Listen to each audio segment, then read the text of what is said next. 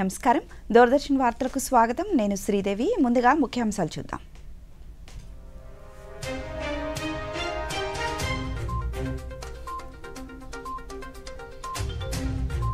ప్రధాని మోదీ నివాసంలో ఉన్నత స్థాయి సమావేశం సరిహద్దుల్లో భద్రత రక్షణ అంశాలపై చర్చ డీప్ టెక్ తో రక్షణ రంగాన్ని మరింత బలోపేతం చేస్తున్నామన్న ప్రధాని మోదీ వేసవిలో త్రాగునీటి సమస్య తలెత్తకుండా అన్ని చర్యలు తీసుకోవాలన్న మంత్రి పార్థసారథి రేపటి నుంచి చార్ధామ్ యాత్ర ప్రారంభం భద్రతను కట్టుదిట్టం చేసిన అధికారులు ఇక వివరాలు పహల్గామ్ ఉగ్రదాడి నేపథ్యంలో ఈరోజు ఢిల్లీలోని ప్రధానమంత్రి నరేంద్ర మోదీ నివాసంలో కీలక సమావేశం నిర్వహించారు. ఈ భేటీలో రక్షణ మంత్రి Rajnath Singh, chief of defence staff Anil Chauhan, జాతీయ భద్రతా సలహాదారు అజిత్ దోభాల్, త్రివిధ దళాల అధిపతులు, ఇతర ఉన్నతాధికారులు పాల్గొన్నారు. దేశంలో అంతర్గత భద్రతతో పాటు సరిహద్దులో నెలకొన్న పరిస్థితులపై చర్చించినట్లు తెలుస్తోంది.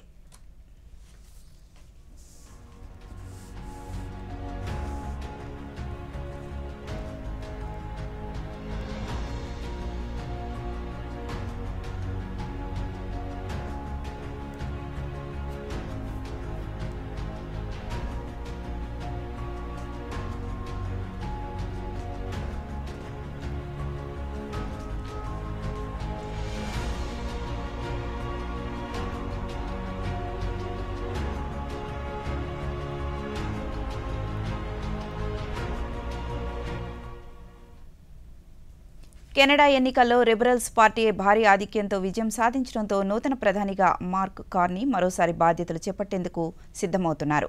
ఈ క్రమంలో భారత ప్రధానమంత్రి నరేంద్ర మోదీ కార్నీకి శుభాకాంక్షలు తెలియజేశారు. ఎంతో కాలంగా భారత్, కెనడా ఉమ్మడి ప్రజాస్వామ్య విలువలు, చట్టపరమైన పాలన పట్ల దృఢమైన వైఖరి, నిబద్ధతను ప్రదర్శిస్తున్నాయని మోదీ అన్నారు. కెనడాతో భాగస్వామ్యాన్ని బలోపేతం చేసుకోవడానికి, ప్రజలకు మరిన్ని అవకాశాలు కల్పించడానికి, భవిష్యత్తులో ఆ దేశంలో కలిసి పనిచేయడానికి ఉత్సాహంగా ఎదురు చూస్తున్నామని తెలిపారు.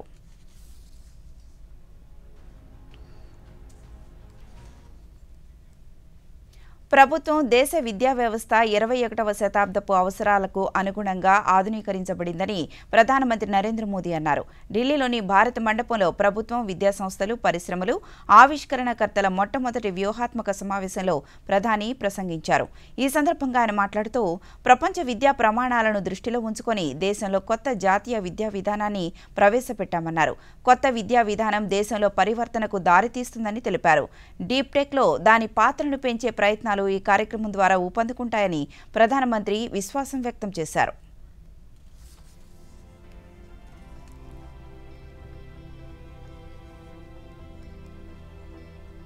एक ऐसा युग जिसमें विकसित भारत के फ्यूचर टेक से जुड़े स्टेक होल्डर्स एक साथ जुड़े हैं, एक साथ जुटे हैं.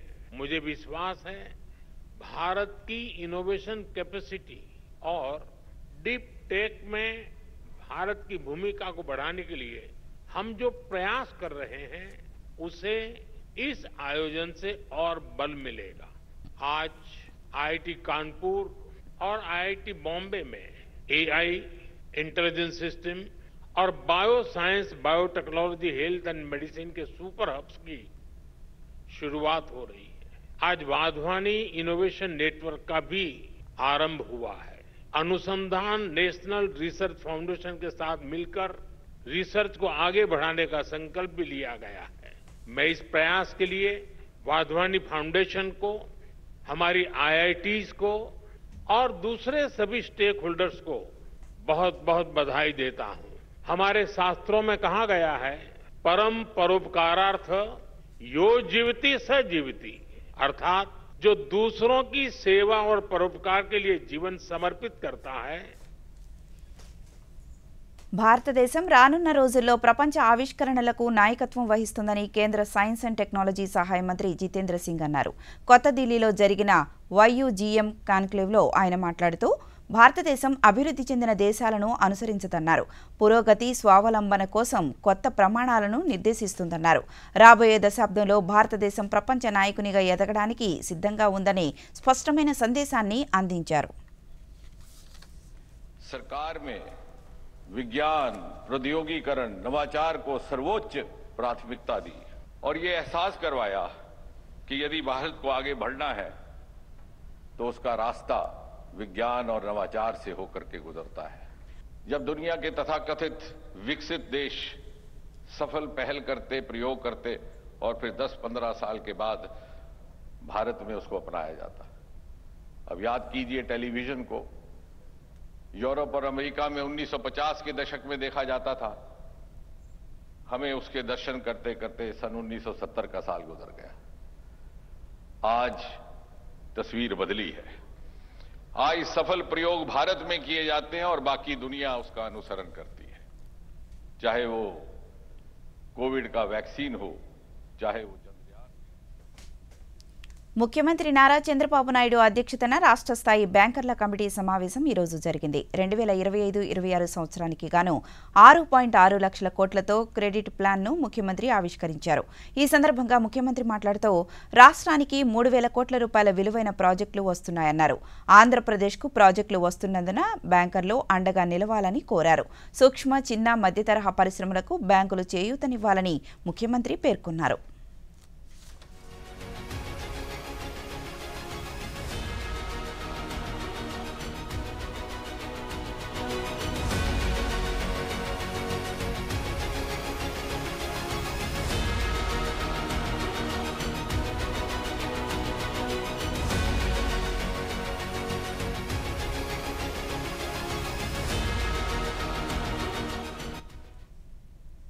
ఆంధ్రప్రదేశ్ నుంచి రాజ్యసభ అభ్యర్థిగా భారతీయ జనతా పార్టీ నేత పాకా వెంకట సత్యనారాయణ నామినేషన్ దాఖలు చేశారు. శాసనసభ ప్రాంగణంలో రిటర్నింగ్ అధికారి వనితారాణికి తమ నామినేషన్ పత్రాలను అందజేశారు.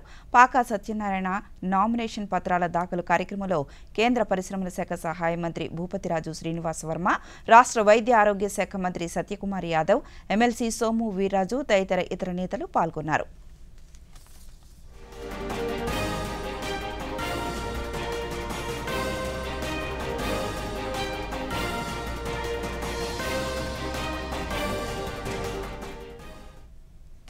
ప్రధానమంత్రి నరేంద్ర మోదీ మే నెల 2వ తేదీన అమరావతిలో పర్యటించనున్నారు. అమరావతి పునర్నిర్మాణ పనులను ప్రారంభించనున్నారు. ప్రధాని పర్యటన నేపథ్యంలో అమరావతిలో విస్తృత ఏర్పాట్లు చేస్తున్నారు. సభకు తరలివచ్చే ప్రజలకు ఎలాంటి అసౌకర్యం కలగకుండా, ట్రాఫిక్ అంతరాయం లేకుండా అన్ని చర్యలు తీసుకుంటున్నారు.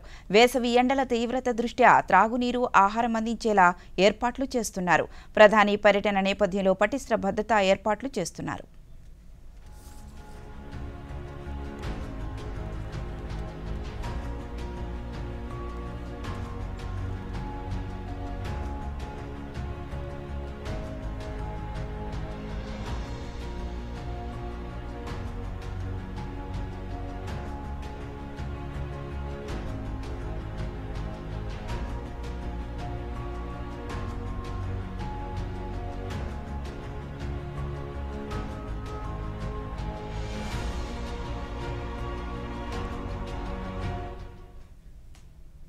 ఆంధ్రప్రదేశ్ రాష్ట్ర రాజధాని అమరావతి చుట్టుప్రక్కల ప్రాంతాలు అంతటా నూతన ఉత్సాహం వెల్లివిరుస్తోందని రాష్ట్ర సమాచార పౌర సంబంధాల శాఖల మంత్రి కొలుసు పార్థసారథి పేర్కొన్నారు.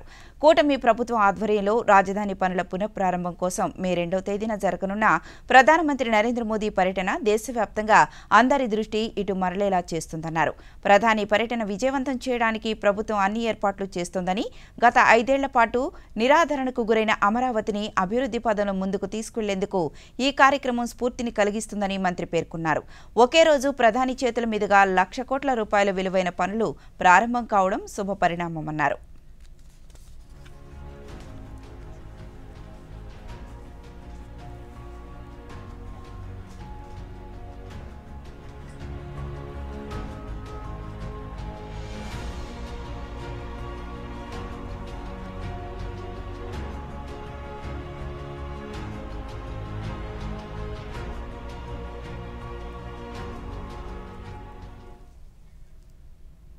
ఇప్పుడు ప్రకటనలో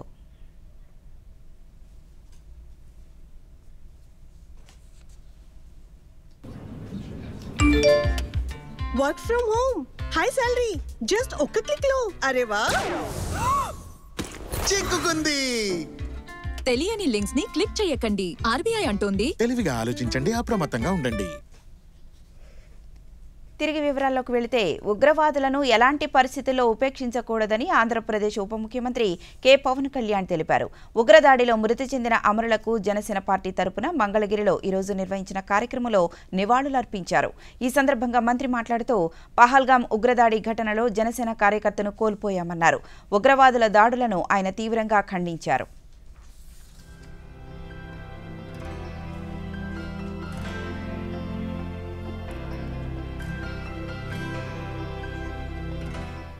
ఆటోమేటిక్ గన్స్ తోటి అంత దారుణంగా క్రూరంగా చంపేశారు.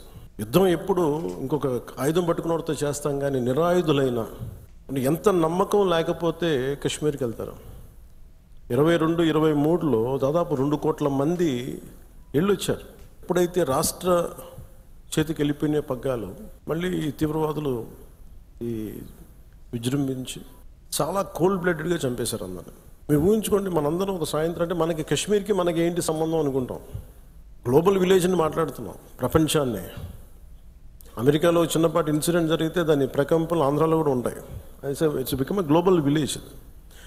అలాంటిది దేశం సరిహద్దులు ఏమి జరిగినా, దేశం లోపల ఏమి జరిగినా దాని ప్రకంపనలు మనకు కూడా తగిలి తీరుతాయి. సో ఎప్పుడు నేను ఆ దేశం కోసం ఎందుకు ఎంత తపన పడతానంటే, if borders are not secured, Kashmir భారతదేశం అంచు దాడితే పాకిస్తాన్ వస్తుంది. ఆ హద్దులు బాగలేనప్పుడు దాని ప్రకంపనలు ఇక్కడ దాకా వస్తాయి. మన దేశం ఎప్పుడు కూడా చాలా మెత్తని దేశం. ఉగ్రవాదులకి ఎందుకు సమాధానం చెప్పలేం. మీరు నిజంగా ఆవిడ పడ్డ బాధ చూస్తే ఇంత కనికరం అవసరం లేదు ఉగ్రవాదుల మీద అనిపించింది. వేసవి కాలంలో తాగునీటి సమస్య తలెత్తకుండా అధికారులు ప్రణాళికతో చర్యలు తీసుకోవాలని రాష్ట్ర సమాచార పౌర సంబంధాల శాఖ మంత్రి కొలుసు పార్థసారథి స్పష్టం చేశారు. ఈరోజు నూజివీడు నియోజకవర్గ పరిధిలో చాట్రాయి మండలంలోని వివిధ అభివృద్ధి సంక్షేమ పథకాల ప్రగతిపై అధికారులతో మంత్రి సమీక్షా సమావేశం నిర్వహించారు. ఈ సందర్భంగా మంత్రి మాట్లాడుతూ తాగునీటి సమస్య తలెత్తకుండా అధికారులు క్షేత్రస్థాయిలో పర్యటించి సమస్యను పరిష్కరించాలన్నారు.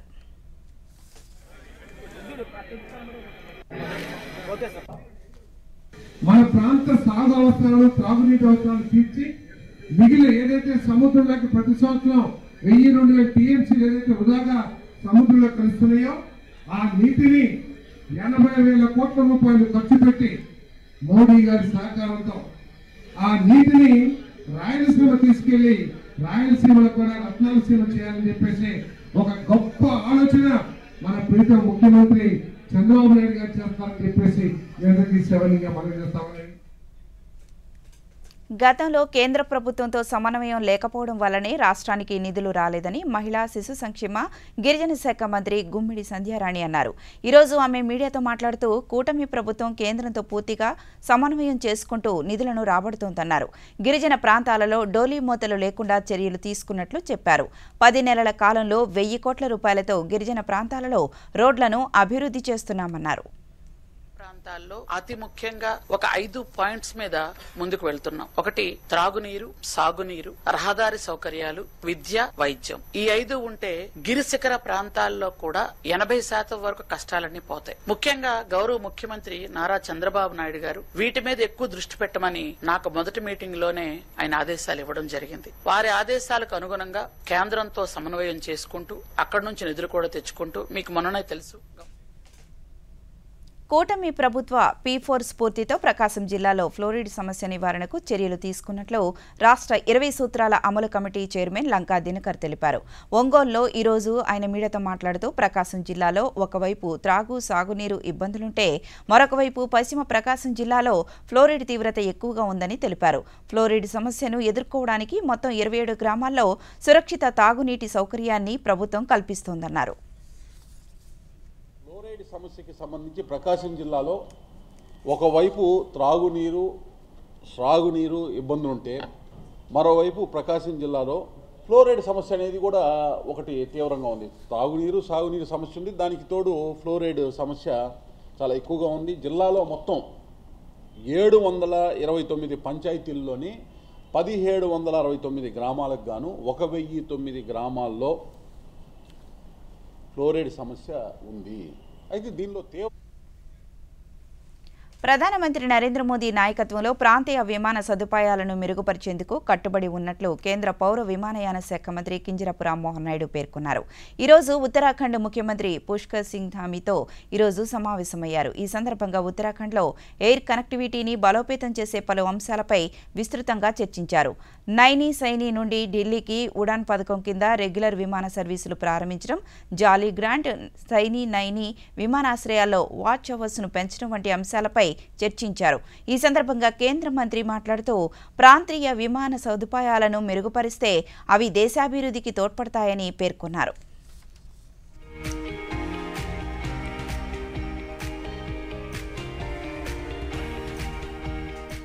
ప్రపంచ సుందరి 2025 పోటీకి కట్టుదిట్టమైన ఏర్పాట్లు చేయాలని తెలంగాణ ముఖ్యమంత్రి ఏ రేవంత్ రెడ్డి అధికారులను ఆదేశించారు.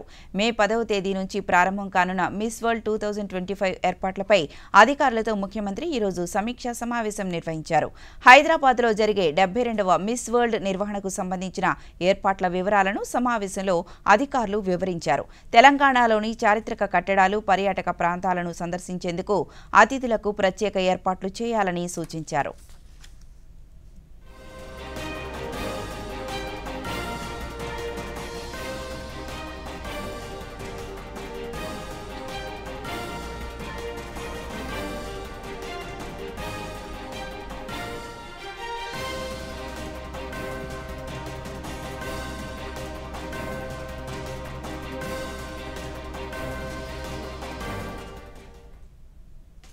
రాయలసీమ అంటే ఒకప్పుడు రాళ్లసీమ అని నానుడి ప్రజల్లో కొనసాగేది. అక్కడ పంటలు పండాలంటే కష్టమనే ఆలోచన అందరిలో ఉండేది. ఉమ్మడి అనంతపురం జిల్లా నుంచి శ్రీ సత్యసాయి జిల్లాగా ఏర్పాటైన తర్వాత కూడా కరువు ప్రాంతమనే భావనే ఉండేది ఒకప్పుడు. కానీ ఇప్పుడు కేంద్ర రాష్ట్ర ప్రభుత్వాల సమన్వయంతో పర్ డ్రాప్ మోర్ క్రాప్ నినాదంతో రాష్ట్రీయ కృషి వికాస్ యోజన అమలు చేస్తుండటంతో ఈ ప్రాంతం సస్యశ్యామలమవుతోంది. ఆ విశేషాలేంటో ఈ స్టోరీలో చూద్దాం. శ్రీ సత్యసాయి జిల్లాలో వర్షపాతం చాలా తక్కువగా నమోదవుతుంది. రైతులు నీరు లేక ఎన్నో అవస్థలు పడేవారు. గతంలో రైతులు పంటలకు నీరు అందించాలంటే కాలువలపైన, బోరు బావులపైన ఆధారపడి నీరు అందించేవారు. అలాంటి సమయంలో కేంద్ర ప్రభుత్వం రాష్ట్రీయ కృషి వికాస్ యోజనను ప్రవేశపెట్టడంతో రైతులకు సబ్సిడీపై డ్రిప్పు, స్ప్రింక్లర్లు అందుబాటులోకి వచ్చాయి. దీంతో రైతులు లబ్ధి పొంది మేలి రకమైన ఉద్యానవన పంటలను సాగు చేస్తున్నారు. పుట్టపర్తి మండలం కప్పలబండ, బీడుపల్లిలో రైతులు మామిడి, అరటి, చీని, నేరేడు వంటి ఉద్యానవన పంటలను సాగు చేస్తున్నారు. డ్రిప్పులతో మొక్కలకు నీటిని, ఎరువులను సకాలంలో అందిస్తూ మంచి దిగుబడి సాధిస్తున్నారు. ఇవే కాకుండా వేరుశెనగ, మొక్కజొన్న పంటలను కూడా రైతులు సాగు చేసి లాభదాయకమైన పంటలను పండిస్తున్నారు. రాష్ట్రీయ కృషి వికాస్ యోజన పథకం కింద ప్రభుత్వం చొరవతో డ్రిప్పు సదుపాయం కల్పించిన తర్వాత మొక్కలన్నిటికీ సమానంగా నీళ్లు పోతున్నాయి. ఇప్పుడు ఆ డ్రిప్ సౌకర్యం వలన లేబర్ తగ్గింది, మందులు దాంట్లో సకాలంలో వదులుకుంటున్నాము, నీళ్లు సమానంగా పోతున్నాయి, ఏ మొక్కను ఎండిపోకుండా కాపాడుకుంటున్నాం. అంటే తక్కువ నీళ్లు ఉన్నా ఎక్కువ చెట్లు పారబెట్టుకుంటున్నాం. మొక్కలకు మందులు డైరెక్ట్గా వేస్తే లేబర్ ఖర్చు వస్తుంది. దానికి వెంచర్ ద్వారా మనకు మొక్కలకు ఎరువులు అందించగలుగుతున్నాము. అంతకుముందు ఇవి బీడు భూములు అంటే వర్షాధారం ఉంటేనే పంట పెట్టేది, లేకపోతే పెట్టేవాళ్ళం కాదు. అయితే వేరుశెనగ వేసేవాళ్ళము, లేకుంటే ఏది లేదు. ఈ డ్రిప్ వచ్చిన తర్వాత మాకు మంచి ఉపయోగాలు ఉన్నాయి. 2004 నుంచి అయితే మేము డ్రిప్ హార్టికల్చర్, మామిడి చెట్లు అయితేమి, అరటి చెట్లు అయితేమి ఇవన్నీ పెట్టుకుని బాగా లబ్ధి పొందుతున్నాము. ఈ కూలీల సమస్య తగ్గుతుంది. బట్ అన్ని ఎరువులు వేసుకోవడానికి కూడా లేబర్ చాలా అవసరము. అయినా డ్రిప్ ద్వారా మేము మందులు సింపుల్గా వేస్తున్నాము.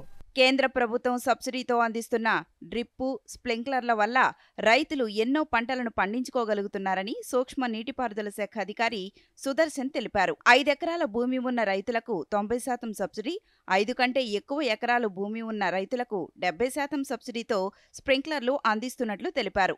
2024-25లో 12,000 హెక్టార్ల వరకు డ్రిప్పు, స్ప్రింక్లర్లు ఇవ్వాలని లక్ష్యంగా పెట్టుకున్నట్లు తెలిపారు. కేంద్ర ప్రభుత్వం రాష్ట్రీయ కృషి వికాస యోజన 5 ఎకరాల రైతులకు 95%, 5 నుంచి 10 ఎకరాల వాళ్ళకు 70% సబ్సిడీతో డ్రిప్, ఆన్లైన్, ఇన్లైన్ 2 రకాలుగా ఇవ్వడం జరుగుతుంది. అదేవిధంగా స్ప్రింక్లర్స్ కూడా 5 ఎకరాల వరకు 55%, 5 నుంచి 12 ఎకరాల వరకు 45% సబ్సిడీతో మనం రైతులకు ఇవ్వడం జరుగుతుంది.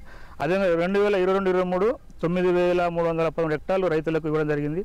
అదేవిధంగా 2023-24లో 7,600 హెక్టార్లు మనం రైతులకు ఇవ్వడం జరిగింది.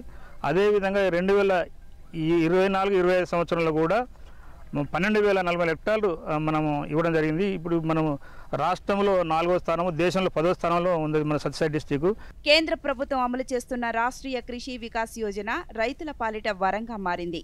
రైతులు ఈ పథకాన్ని విరివిగా ఉపయోగించుకొని ఉద్యానవన పంటలతో పాటు వ్యవసాయాధార పంటలను కూడా సాగు చేస్తూ మంచి దిగుబడి సాధిస్తున్నారు. ఈ పథకం శ్రీ సత్యసాయి జిల్లా రైతులకు సత్ఫలితాలనిస్తోంది. ఇప్పుడు ప్రకటనలో 3 కాలేజీలలో డోంట్ వరీ, ఫీజు చూడు. ఎలా ఉన్నారు? ఏంటి విషయం? ఫీజు కోసం టెన్షన్. రాహుల్ కి బ్యాంక్ అకౌంట్ ఉందిగా, సమస్య తీరినట్లే. బ్యాంక్ ద్వారా అవసరానికి సరిపడా స్టూడెంట్ ఎడ్యుకేషన్ లోన్ సులభంగా దొరుకుతుంది. అదీను 4 లక్షల వరకు తాకట్టు లేకుండా. అదెక్కడ? అదే స్వీట్. ఆర్బీఐ అంటుంది, చేయండి సరైన ఆరంభం, అవ్వండి ఫైనాన్షియలీ స్మార్ట్. తిరిగి వివరాల్లోకి వెళితే ఉద్యాన పంటలను అధికంగా పండించడంలో కడప జిల్లా ప్రపంచ దేశాలకు ధీటుగా నిలుస్తోందని జిల్లా కలెక్టర్ డాక్టర్ చెరుకూరి శ్రీధర్ అన్నారు. జిల్లా రైతులను ఉద్యాన సాగులో ప్రోత్సహించే లక్ష్యంగా ఈరోజు జిల్లా ఉద్యాన శాఖ ఆధ్వర్యంలో కడప హార్టికల్చర్ కాన్క్లేవ్ నిర్వహించారు. ఈ సందర్భంగా కలెక్టర్ మాట్లాడుతూ ప్రధానంగా అరటి సాగులో ప్రపంచంలోనే గుర్తింపు పొందిన ప్రాంతంగా కడప జిల్లా నిలిచిందన్నారు. రానున్న రోజుల్లో అత్యధిక దిగుబడిని సాధించేందుకు రైతులు చొరవ చూపాలని కోరారు. ఎకరాల్లో కడప జిల్లాలో ఉండేది.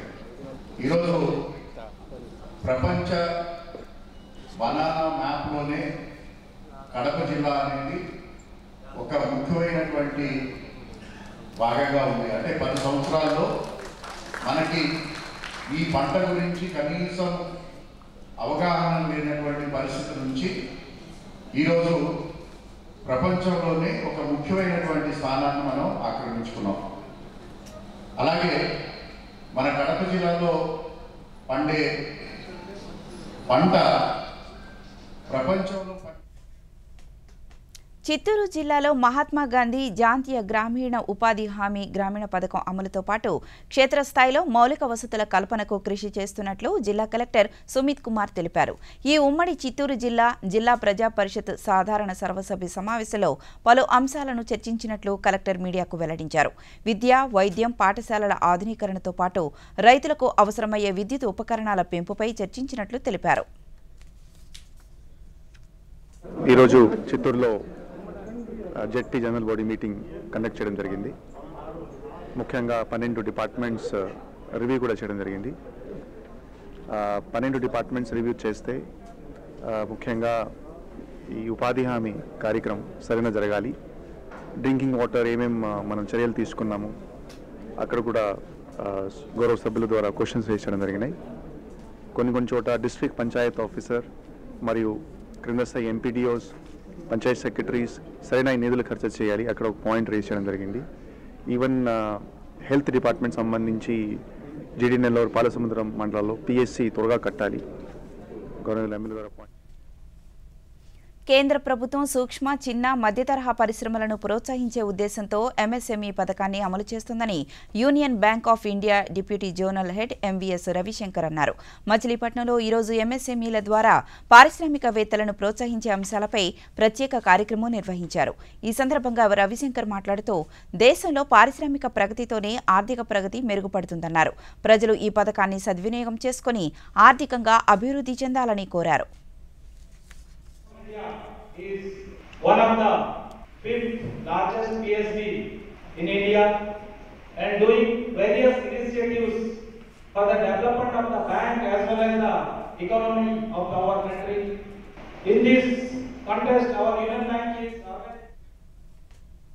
ఈరోజు అంతర్జాతీయ నృత్య దినోత్సవం సందర్భంగా తిరువనంతపురం వట్టియూరు కావులోని గురు గోపీనాథ్ జాతీయ నృత్య మ్యూజియం సందర్శకులను ఎంతగానో ఆకట్టుకుంటోంది. ఆ నృత్య కళారూపాలను మనం కూడా చూసొద్దాం రండి. ఈరోజు అంతర్జాతీయ నృత్య దినోత్సవం. అంతర్జాతీయ నృత్య దినోత్సవాన్ని ప్రపంచవ్యాప్తంగా ఏటా ఏప్రిల్ 29న నిర్వహిస్తారు. నృత్య కళాకారులను గౌరవించడంతో పాటు ఈ కళకు జాతి, మత, ప్రాంత, సాంస్కృతిక అడ్డంకులు ఉండవని చెప్పడమే ఈరోజు ముఖ్య ఉద్దేశం. నృత్యం కేవలం కళ మాత్రమే కాదు, ఆరోగ్యానికి, మానసిక ఉల్లాసానికి, శారీరక దృఢత్వానికి ఇది ఎంతగానో ఉపయోగపడుతుంది. అంతర్జాతీయ నృత్య దినోత్సవాన్ని పురస్కరించుకొని కేరళలోని వట్టియూర్ కావులోని గురు గోపీనాథ్ జాతీయ నృత్య మ్యూజియంలో ఏర్పాటు చేసిన మైనపు బొమ్మల కళారూపాలు సందర్శకులను ఆకట్టుకుంటున్నాయి. ఇక్కడ అడుగు పెట్టగానే ఒక కళా ప్రపంచంలోకి అడుగు పెడుతున్న అనుభూతి కలిగేలా చేస్తోంది ఈ మ్యూజియం. దేశంలోని మొట్టమొదటి జాతీయ నృత్య మ్యూజియం కావడం విశేషం. ఇక్కడ కేరళకు సంబంధించి నాటక చిత్రాలు, కథాకళి, మోహినియాట్టం వంటి ప్రాచీన నృత్య రూపాలతో పాటు ఆఫ్రికా, యూరోప్ వంటి దేశాలలోని ప్రాచీన నృత్య కళలను కూడా ఈ మ్యూజియంలో చూడవచ్చు. మ్యూజియంలోని మైనపు శిల్పాలు, నృత్య కాస్ట్యూమ్స్, సంగీత వాయిద్యాలు, ఫోటోలు, ఆడియో విజువల్స్ ప్రదర్శనలు ఉన్నాయి. మ్యూజియం సందర్శకులకు నృత్య కళలపై అవగాహన పెంచేలా, విద్యార్థులు, పరిశోధకులకు ఉపయోగపడేలా మ్యూజియం రూపొందించారు. ఈ మ్యూజియం భారతీయ నృత్య కళల వైవిధ్యాన్ని ప్రదర్శించేందుకు 1995లో స్థాపించారు. అంతేకాక ఈ మ్యూజియంలో 3 అంతస్తులు, 12 గ్యాలరీలు ఉన్నాయి. ప్రతి గ్యాలరీ ఒక కథ చెబుతోంది. ఇందులో ప్రసిద్ధి చెందిన నృత్యకారుల మట్టి విగ్రహాలు జీవం పోసుకొని ఉన్నట్లు సందర్శకులకు ఆహ్వానం పలుకుతూ అందరినీ ఆకట్టుకుంటున్నాయి. ప్రధానమంత్రి నరేంద్ర మోదీ ఏ దేశాలకు వెళ్లినా అక్కడి సంప్రదాయ నృత్యాలను ఆస్వాదించడం మనం చూడవచ్చు. మోదీ భారతీయ సంస్కృతికి గొప్ప ప్రచారకులు. ఆయన యాత్రలో భారతీయ నాట్య కళలకు ప్రాధాన్యతనిచ్చే ప్రయత్నాలు మనకు ఎన్నో కనిపిస్తుంటాయి. ప్రధానమంత్రి నరేంద్ర మోదీని లక్ష్యంగా చేసుకుని కాంగ్రెస్ తన సోషల్ మీడియా హ్యాండిల్లో షేర్ చేసిన చిత్రంపై భారతీయ జనతా పార్టీ తీవ్రంగా స్పందించింది. ఈ సందర్భంగా కొత్త ఢిల్లీలో బీజేపీ నేత గౌరవ్ భాటియా మీడియాతో మాట్లాడుతూ, పహల్గాం ఉగ్రవాద దాడి తరువాత కీలక సమయంలో కాంగ్రెస్ ఇలాంటి పోస్టు ద్వారా దేశాన్ని బలహీనపరచడానికి ప్రయత్నిస్తోందన్నారు. ఈ దాడి వెనుక ఉన్న ఉగ్రవాదులకు తగిన సమాధానం చెప్తామని గౌరవ్ భాటియా అన్నారు. लेकिन अगर उसे लश्करे पाकिस्तान कांग्रेस कहा जाए तो गलत नहीं होगा। और बड़े भारी मन से मैं कहता हूं, ये तस्वीर जो है ये कांग्रेस के वेरीफाइड एक्स हैंडल से की जाती है. హిందువులు పరమ పవిత్రంగా భావించే 4 పుణ్యక్షేత్రాలైన కేదార్నాథ్, బద్రీనాథ్, గంగోత్రి, యమునోత్రి చార్ధామ్ యాత్ర రేపటి నుంచి ప్రారంభం కానుంది. యమునోత్రి, గంగోత్రిలోని ఆలయాలను రేపు తెరవనున్నారు. అయితే కేదార్నాథ్లోని శ్రీ కేదార్నాథ్ ఆలయాన్ని మాత్రం మే నెల 2వ తేదీన, బద్రీనాథ్ ఆలయాన్ని మే 4న తెరవనున్నారు. ఈ మేరకు బద్రీనాథ్, కేదార్నాథ్ ఆలయ కమిటీ వెల్లడించింది. మరోవైపు ఇటీవల పహల్గాంలో జరిగిన ఉగ్రదాడి నేపథ్యంలో చార్ధామ్ యాత్రకు వచ్చే భక్తులకు కేంద్ర రాష్ట్ర ప్రభుత్వం కట్టుదిట్టమైన భద్రతను కల్పిస్తున్నాయి.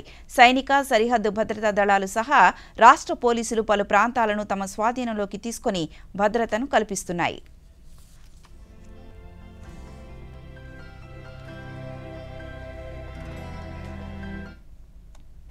ఉగ్రవాదులను తామే పెంచి పోషించామంటూ పాకిస్తాన్ రక్షణ శాఖ మంత్రి ఖ్వాజా ఆసిఫ్ ఇటీవల ఓ ఇంటర్వ్యూలో చేసిన వ్యాఖ్యలపై భారత్ తనదైన శైలిలో స్పందించింది. ఉగ్రవాదులకు పాకిస్తాన్ స్థావరంగా మారిందని, ఉగ్రముక్కలను ఆ దేశం పెంచి పోషిస్తోందని, నిధులు కూడా సరఫరా చేస్తోందని భారత్ ఎప్పటి నుంచో చెబుతున్న విషయమేనని ఐక్యరాజ్యసమితిలో శాశ్వత ఉప ప్రతినిధి యోజ్నా పటేల్ అన్నారు. ఆసిఫ్ చేసిన వ్యాఖ్యలు తమను ఏమాత్రం ఆశ్చర్యపరచలేదని తెలిపారు. ప్రపంచంలో ఉగ్రవాదానికి ఆజ్యం పోస్తున్న పాకిస్తాన్ దుర్మార్గపు దేశమని యోజన నిప్పులు చెరిగారు. ఈ మేరకు ఐక్యరాజ్య సమితిలో ఆమె భారతదేశ వాదనను వినిపించారు. Largest number of civilian casualties since the horrific 26/11 Mumbai attacks in 2008. Having been a victim of cross-border terrorism for decades, India fully understands the long-lasting impact such acts have on victims, their families, and society. As the UN Security Council in its statement has said, perpetrators రాష్ట్రంలో భిన్నమైన వాతావరణ పరిస్థితులు మరో 4 రోజుల పాటు కొనసాగనున్నట్లు విపత్తుల నిర్వహణ సంస్థ మేనేజింగ్ డైరెక్టర్ రోణంకి కూర్మనాథ్ వెల్లడించారు.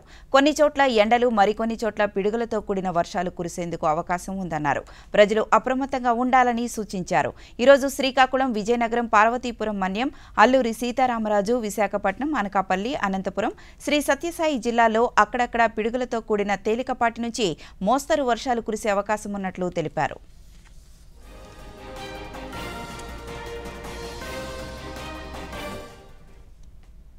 దేశీయ స్టాక్ మార్కెట్ సూచీలు ఈరోజు స్వల్ప లాభాల్లో ముగిశాయి. ఉదయం లాభాల్లో ప్రారంభమైన సూచీలు రోజంతా స్వల్ప శ్రేణిలోనే కదలాడాయి. ఈ ఉదయం 80,396 పాయింట్ల వద్ద ఓ మోస్తరు లాభాల్లో ఈ ఉదయం ప్రారంభమైన సెన్సెక్స్ ఇంట్రాడేలో 80,122 నుంచి 80,661 పాయింట్ల మధ్య కదలాడింది. చివరికి 70 పాయింట్ల లాభంతో 80,288 వద్ద ముగిసింది. నిఫ్టీ సైతం 7 పాయింట్లు లాభపడి 24,335 వద్ద స్థిరపడింది.